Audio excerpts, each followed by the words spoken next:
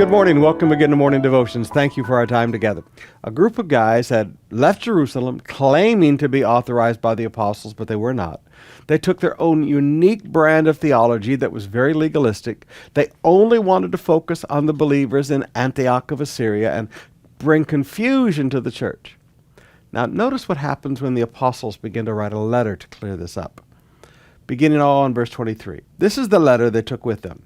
This letter is from the apostles and elders, your brothers in Jerusalem. It is written to the Gentile believers in Antioch of Syria and Cilicia. Greetings. We understand that some men here have troubled you and upset you with their teaching, but we did not send them. So we decided, having come to complete agreement, to send you an official representatives along with our beloved Barnabas and Paul, who have risked their lives for the name of our Lord Jesus Christ. We are sending Judas and Silas to confirm what we decided concerning your question. Now, I want us just to stop there and notice.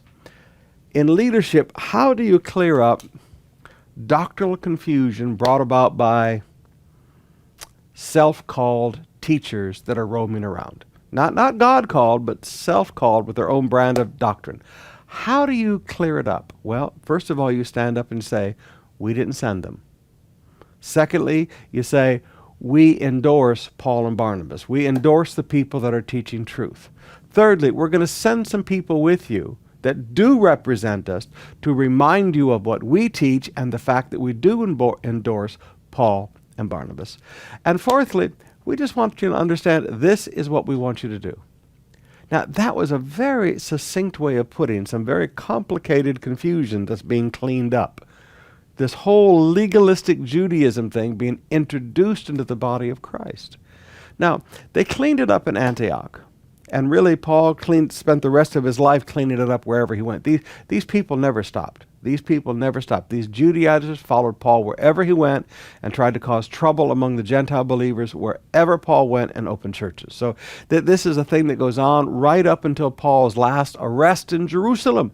James is still having trouble with the Judaizers. He said, listen, we got all these thousands of believers here in Jerusalem and they're all devoted to the law. He didn't say devoted to Christ.